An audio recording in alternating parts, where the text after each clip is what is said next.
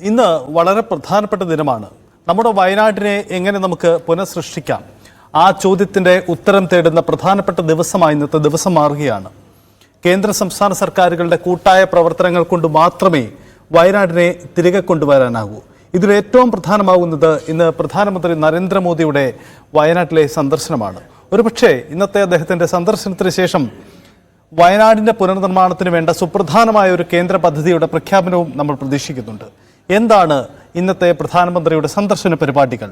ഒപ്പം കേരളം പ്രതീക്ഷിക്കുന്നത് എന്താണ് വയനാട് കാത്തിരിക്കുന്നത്? നമുക്ക് വിശദമായി തന്നെ പരിശോധിക്കാം. സ്വാഗതം.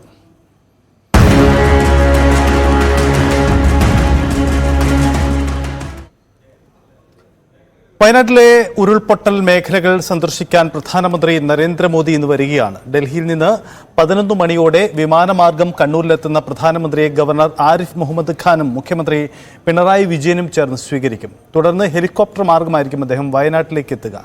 വയനാട്ടിലേക്ക് വ്യോമമാർഗം എത്തി ഉരുൾപൊട്ടലുണ്ടായ സ്ഥലങ്ങളിൽ അദ്ദേഹം വ്യോമ നിരീക്ഷണം നടത്തും. ദുരന്തബാധിതർ കഴിയുന്ന ദുരിതാശ്വാസ ക്യാമ്പുകളിലും ആശുപത്രികളിലും അദ്ദേഹം സന്ദർശനം നടത്തുന്നുണ്ട്. അതിനുശേഷം കളക്ടറേറ്റിൽ നടക്കുന്ന അവലോകന യോഗത്തിലും പ്രധാനമന്ത്രി പങ്കെടുക്കും.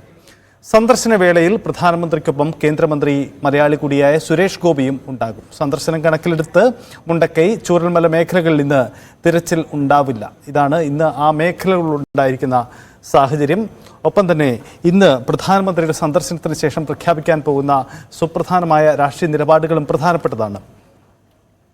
ദുരന്ത മേഖലകളിൽ വ്യോമ നിരീക്ഷണം നടത്തിയ ശേഷം പ്രധാനമന്ത്രി ആദ്യം എത്തുക മൂപ്പൻസ് മെഡിക്കൽ കോളേജ് ആശുപത്രിയിലായിരിക്കും. ഈ ആശുപത്രി പരിസരം കർശനമായ സുരക്ഷാ വലയത്തിലാണ്. 10:30 ശേഷം ആശുപത്രിയുടെ പ്രധാന കവാടത്തിലൂടെ ആരെയും കയറ്റിവിടില്ല. ആശുപത്രിയുടെ പരിസരത്ത് വാഹനങ്ങൾ പാർക്ക് ചെയ്യുന്നതിനും നിരോധനം ഏർപ്പെടുത്തിയിരിക്കുകയാണ്. മിംസ് ആശുപത്രിയിലെ പ്രത്യേകം സജ്ജമാക്കിയിരിക്കുന്ന മുറിയിലാവും പ്രധാനമന്ത്രി ചികിത്സയിൽ തുടരുന്നവരുമായി കൂടിക്കാഴ്ച നടത്തുക. രഞ്ജിത്ത്, ഞാനിപ്പോൾ ഉള്ളത് ഡോക്ടർ മൂപ്പൻസ് മെഡിക്കൽ കോളേജിന്റെ പ്രവേശന കവാടത്തിന് സമീപത്താണ്. കർശനമായ സുരക്ഷാ ക്രമീകരണങ്ങളാണ് മൂപ്പൻസ് മെഡിക്കൽ കോളേജിന്റെ പരിസരത്തും പോലീസ് ഒരുക്കിയിരിക്കുന്നത്. ഇപ്പോൾ കൃത്യമായ പരിശോധനകൾ, അതായത് പോലീസിന്റെ നിരീക്ഷണം ഇവിടെ കഴിഞ്ഞ ദിവസം മുതൽ ആരംഭിച്ചതാണ്.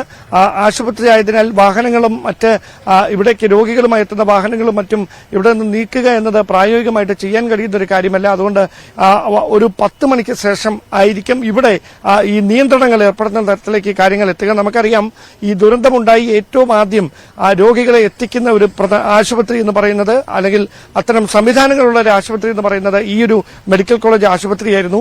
ഇവിടേക്കാണ് ഈ പരിക്കേറ്റവരെ, അല്ലെങ്കിൽ ജീവിതത്തിനും മരണത്തിനും ഇടയിൽ പൊരുതിയവരെ രക്ഷപ്പെടുത്തി ജീവിതത്തിലേക്ക് എത്തിക്കുന്നതിന് വേണ്ടി ആദ്യഘട്ടത്തിൽ എത്തിച്ചത് ഈ വിംസ് ആശുപത്രിയിലേക്കായിരുന്നു. ഇവിടെ ഇപ്പോഴും ചികിത്സയിൽ തുടരുന്ന ആളുകളുണ്ട്. എത്ര പേരാണ് കൃത്യമായി ചികിത്സയിൽ തുടരുന്നത്, അവരുടെ ഇപ്പോഴത്തെ ആരോഗ്യസ്ഥിതി എന്താണ് എന്നതടക്കമുള്ള കാര്യങ്ങളിൽ ആശുപത്രി അധികൃതർ തന്നെയാണ് വ്യക്തത തരേണ്ടത്. പക്ഷേ കഴിഞ്ഞ ദിവസങ്ങളിലൊക്കെ നമുക്ക് ലഭ്യമായ സൂചന അനുസരിച്ച് ഇവിടെ ചികിത്സയിലുണ്ടായിരുന്നവർ കുറച്ചു പേർ ഇതിനോടകം അവരുടെ ആരോഗ്യനില വീണ്ടെടുത്ത് ചികിത്സ അവസാനിപ്പിച്ച് അവരുടെ ബന്ധു വീടുകളിലേക്ക് മറ്റും മടങ്ങിയിരിക്കുന്നു. ഇപ്പോഴും ചികിത്സയിൽ തുടരുന്ന ആളുകളുമുണ്ട്. അവരെ സന്ദർശിക്കുന്നതിന് വേണ്ടിയിട്ടാണ് ഈ സുരക്ഷാ മാനദണ്ഡങ്ങൾ അനുസരിച്ച് പ്രധാനമന്ത്രി ഈ ആശുപത്രിയിലേക്ക് തന്നെ എത്തുന്നതെന്ന സൂചനയുണ്ട്. മറ്റ് സംസ്ഥാനങ്ങളിൽ നിന്നുള്ള ചില ഈ അപകടത്തിൽ പരിക്കേറ്റവർ, ഈ ദുരന്തത്തിൽ പരിക്കേറ്റവർ കൂടി ഇവിടെ ചികിത്സയിൽ തുടരുന്ന പശ്ചാത്തലത്തിൽ അവരെ നേരിൽ കാണുന്നതിനായിരിക്കാം പ്രധാനമന്ത്രി നരേന്ദ്രമോദി ഇവിടേക്ക് എത്തുക. അങ്ങനെയാണെങ്കിൽ അദ്ദേഹത്തിന് ഈ രോഗികളുമായി കണ്ട് സംസാരിക്കുന്നതിന് വേണ്ടി പ്രത്യേകം ഒരു സ്ഥലം സജ്ജമാക്കും ആശുപത്രിക്കകത്ത് എന്നാണ് മനസ്സിലാക്കാൻ കഴിയുന്നത്. അതിൽ SPJ ഉദ്യോഗസ്ഥരുടെ അവർ തെരഞ്ഞെടുക്കുന്ന ഒരു സ്ഥലത്തായിരിക്കും അങ്ങനെ ഒരു കൂടിക്കാഴ്ച ഈ ചികിത്സയിൽ തുടരുന്നവരുമായി പ്രധാനമന്ത്രി നടത്തുക. എന്തായാലും അദ്ദേഹം ഇവിടെ ഹെലികോപ്റ്ററിൽ എത്തിയതിനു ശേഷം ദുരന്തബാധിത മേഖലകൾ ആദ്യം വ്യോമ നിരീക്ഷണം നടത്തിയതിനു ശേഷം തിരികെ കൽപ്പറ്റയിലെത്തുന്നു. കൽപ്പറ്റയിൽ നിന്ന് റോഡ് മാർഗം ഒരുപക്ഷെ അദ്ദേഹം ആദ്യം എത്തുക ഈ ആശുപത്രിയിലേക്കായിരിക്കാം. അത്തരം സൂചനകളാണ് ലഭിക്കുന്നത്. ഇവിടെ എത്തി ഈ ചികിത്സയിൽ തുടരുന്നവരെ സന്ദർശിച്ചതിന് ശേഷം മാത്രമേ അദ്ദേഹം ഈ ദുരിതാശ്വാസ ക്യാമ്പുകളിലേക്ക് എത്താൻ ഇടയുള്ളൂ. അതിനുശേഷം മാത്രമേ കളക്ടറേറ്റിൽ നടക്കുന്ന അവലോകന യോഗത്തിൽ പ്രധാനമന്ത്രി പങ്കെടുക്കുകയുള്ളൂ എന്നാണ് നിലവിൽ ലഭ്യമാകുന്ന സൂചന. ഈ ചാർട്ടിൽ ഏതെങ്കിലും തരത്തിലുള്ള മാറ്റങ്ങൾ ഉള്ളതായി ഇതിനോടകം അറിയത്തില്ല. നമുക്ക് ലഭ്യമാകുന്ന വിവരങ്ങൾ അനുസരിച്ച് ഡോക്ടർ മൂപ്പൻസ് മെഡിക്കൽ കോളേജിലേക്കായിരിക്കും അദ്ദേഹം വ്യോമ നിരീക്ഷണത്തിന് ശേഷം ആദ്യമായി ദുരന്ത മേഖലകൾ വ്യോമ നിരീക്ഷണം നടത്തിയതിനു ശേഷം ആദ്യമായി എത്തുകയെന്നാണ് അറിയുന്നത്. അതിനോടനുബന്ധിച്ചുള്ള സുരക്ഷാ ക്രമീകരണങ്ങൾ ഇപ്പോൾ ആരംഭിച്ചിരിക്കുന്നു. കൂടുതൽ പോലീസ് ഉദ്യോഗസ്ഥരും അഗ്നിശമന സേന ഉദ്യോഗസ്ഥരുമടക്കം ഇവിടെ സുരക്ഷ ഒരുക്കുന്നതിന് വേണ്ടി ഇവിടേക്ക് എത്തിക്കൊണ്ടിരിക്കുകയാണ്.